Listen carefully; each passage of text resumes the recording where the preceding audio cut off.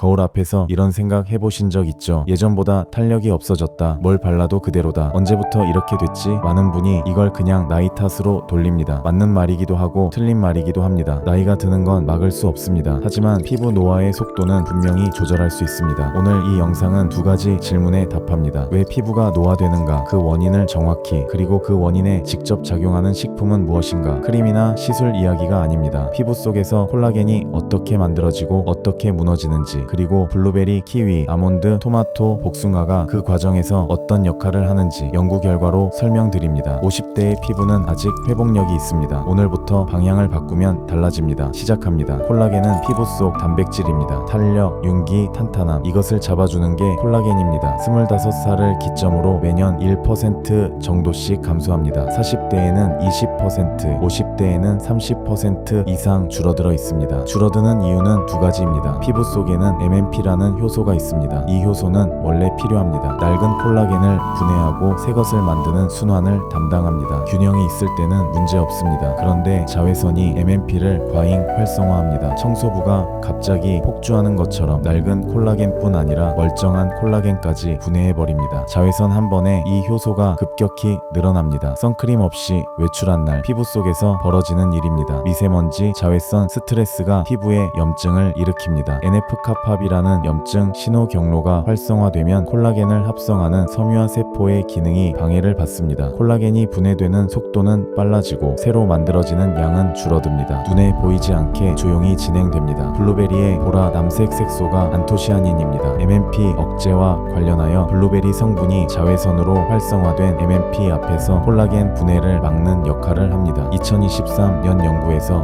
블루베리 보충이 피부 노화 지표를 개선하고 자외선 손상을 줄였습니다. 염증 억제와 관련하여 2020년 논문에서 블루베리 추출물이 NF-kaphab이 경로의 피부 염증 신호를 유의미하게 억제했습니다. 오존 자외선 같은 외부 자극에 의한 손상도 마찬가지였습니다. 분해는 줄이고 합성은 돕는 이중작용입니다. 여기서 중요한 사실 하나, 콜라겐 크림을 바른다고 피부 속 콜라겐이 늘지 않습니다. 콜라겐 분자는 너무 커서 피부 장벽을 통과하지 못합니다. 물이 새는 욕조에 물을 붓는 것과 같습니다. 먼저 구멍을 막아야 합니다. 블루베리는 그 구멍을 막는 방향에서 작용합니다. 연구에서 활용된 참고 섭취량은 하루 75g 내외입니다. 약 반 컵 정도예요. 4주 꾸준히 냉동 블루베리도 동일한 효과가 있습니다. 선크림을 매일 바르시는 분들에게 드리는 이야기입니다. 선크림만으로는 부족합니다. 3월에서 4월의 자외선은 여름의 70에서 80% 수준입니다. 봄이니까 괜찮겠지 하는 방심이 피부를 망칩니다. 자외선은 피부를 산화시키고 염증을 일으키고 콜라겐을 파괴합니다. 선크림이 외부를 막는다면 내부에서 싸우는 성분이 따로 있습니다. 영국 피부과학회지에 실린 연구입니다. 참가자들에게 토마토 페이스트 55g을 12주간 매일 먹였습니다. 결과 자외선에 의한 홍반 반응이 33% 감소했습니다. 연구자들이 이 결과에 붙인 이름이 있습니다. 먹는 선크림. 리코펜은 카로티노이드 계열 항산화 성분입니다. 자외선이 만들어내는 활성산소를 잡아 피부 세포를 보호합니다. 리코펜 하면 토마토를 먼저 떠올리지만 수박의 리코펜 함량은 토마토보다 1.4배 많습니다. 수박 100g에 리코펜 4,500에서 5,000 마이크로그램, 토마토 100g에 약 2,500에서 3,500 마이크로그램입니다. 수박이 나오기 시작하면 리코펜 섭취 타이밍으로 참고하실 수 있어요. 흡수율 높이는 방법도 있어요. 리코펜은 지용성입니다. 기름과 함께 먹을 때 흡수율이 2에서 3배 높아집니다. 토마토는 올리브 오일에 볶거나 소스로 활용하면 흡수에 도움이 될 수 있어요. 베타카로틴을 보충한 그룹에서 최소 홍발량, 피부가 붉어지기 시작하는 최소 자외선 양이 20% 증가했습니다. 더 많은 자외선을 견딜 수 있게 된 것입니다. 자외선 저항력이 높아진다는 의미입니다. 베타카로틴 풍부 식품으로는 망고 100g에 640 마이크로그램, 파파야 100g에 274 마이크로그램이 들어있어요. 살구, 당근, 파프리카는 주황 노란색이 진할수록 많습니다. 식용 자외선 방어 식단으로는 아침에 방울토마토 올리브오일 볶음에 망고 조각, 점심에 당근 샐러드 또는 파프리카 추가, 여름 시즌에는 수박 한 조각이 리코펜 충전에 도움이 돼요. 선크림과 식품은 대체 관계가 아닙니다. 선크림은 외부, 식품은 내부에서 각자의 역할을 합니다. 많은 분이 콜라겐 보충제를 드십니다. 그런데 중요한 사실이 있습니다. 콜라겐은 먹어도 소화되면서 아미노산으로 분해됩니다. 그 아미노산으로 체내에서 다시 콜라겐을 합성해야 합니다. 이 합성 과정에서 비타민 비타민C가 필수 원료로 사용됩니다. 비타민C가 부족하면 콜라겐이 만들어지지 않습니다. 콜라겐 보충제를 먹으면서 비타민C가 부족하다면 효과가 반감됩니다. 키위 한 개에 비타민C가 93mg 들어있습니다. 한국인 하루 비타민C 권장량은 100mg입니다. 키위 하나로 권장량에 가깝게 채우는데 도움이 될 수 있어요. 게다가 키위의 GI 지수는 낮아서 혈당 부담도 적습니다. 딸기 100g에 비타민C 59mg이 들어있습니다. 비타민C가 멜라닌 생성 효소를 억제합니다. 기미 잡티 관리에 도움이 될 수 있어요. 자외선 손상으로 생긴 색소 침착 회복에도 도움이 됩니다. 봄철에 딸기를 드셔야 하는 이유입니다. 자외선이 강해지는 시기에 비타민C를 충분히 채우면 멜라닌 과잉 생성 억제에 도움이 될 수 있어요. 비타민C 섭취 주의사항도 있어요. 열에 약합니다. 가열보다 생으로 섭취가 효율적입니다. 수용성이라 한꺼번에 많이 먹어도 소변으로 배출됩니다. 매일 꾸준히 섭취하는 것이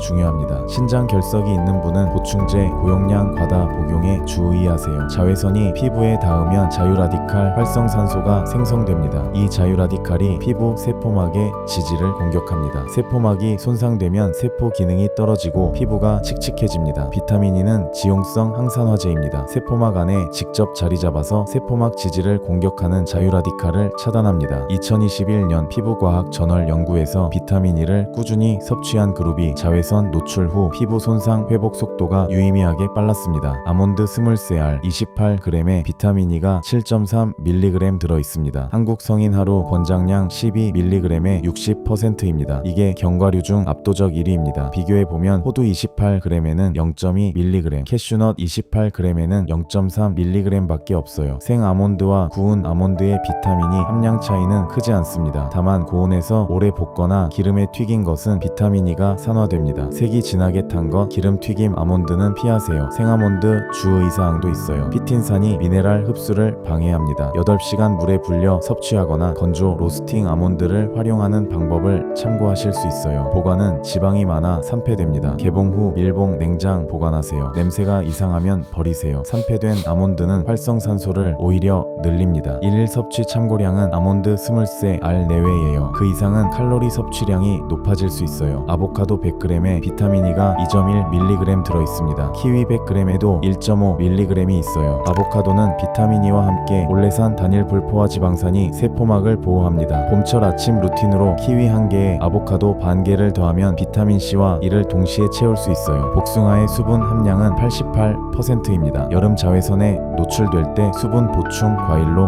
최적입니다. 베타카로틴이 100g당 96μg 들어있습니다. 자외선에 노출되는 여름철 피부 세포 보호에 작용합니다. 피부 건조함을 줄이는 역할도 합니다. GI 지수 42로 낮아 혈당 부담이 적습니다. 팩틴이 100g당 1g이라 포만감을 높여 여름 다이어트 간식으로도 적합합니다. 복숭아 고르는 법도 알려드려요. 향이 진한 것을 고르세요. 향이 없으면 당도도 없습니다. 전체적으로 색이 든 것을 고르세요. 연초록 꼭지 주변은 덜 익은 것이에요. 살짝 탄력 있는 것을 고르세요. 딱딱하면 미숙, 물렁하면 과숙입니다. 석류의 수분 함량은 82%입니다. 석류 폴리페놀이 콜라겐 분해를 억제하는 기전이 연구되고 있습니다. 블루베리와 유사하게 피부 속 염증 경로에 개입합니다. 하루 반 개면 충분합니다. 씨앗제 드시면 식이섬유도 함께 섭취할 수 있습니다. 피부 수분은 바르는 것만으로 유지되지 않습니다. 하루물 1점에서 2리터 기본 섭취, 수분 함량 높은 과일 매일 포함, 나트륨 과다 섭취는 피부 수분을 빼앗으니 가공식품에 주의하세요. 오늘 배운 내용을 정리합니다. 블루베리 안토시아닌이 콜라겐 분해 효소 MMP를 억제하고 염증 경로 NF-카파비를 차단해요. 연구에서 활용된 참고 섭취량은 하루 75g 내외예요. 토마토, 수박, 리코펜이 자외선 홍반 33% 감소 효과가 연구에서 확인됐어요. 수박이 리코펜이 1.4배 많고 기름과 함께 드시면 흡수에 도움이 돼요. 망고, 살구, 당근, 베타카로틴이 자외선 저항력 20% 향상에 도움이 될 수 있어요. 키위, 딸기, 비타민C가 콜라겐 합성 원료예요. 멜라닌 억제로 기미 잡티 관리에 도움이 될 수 있어요. 아몬드, 아보카도, 비타민 E가 세포막 지질을 보호하고 자유라디칼을 차단해요. 복숭아 석류, 수분에 베타카로틴과 폴리페놀이 피부 탄력 유지에 도움이 돼요. 이것들을 모두 한꺼번에 드실 필요 없습니다. 매일 조금씩 꾸준히 식단에 넣는 것이 핵심입니다. 크림을 바르는 것과 과일을 먹는 것은 경쟁이 아닙니다. 안에서 콜라겐을 지키고 밖에서 자외선을 막는 것, 두 방향을 함께 할 때 피부가 가장 잘 유지됩니다. 다음 영상에서는 골다공증과 뼈관절 건강 완전 정복을 다룹니다.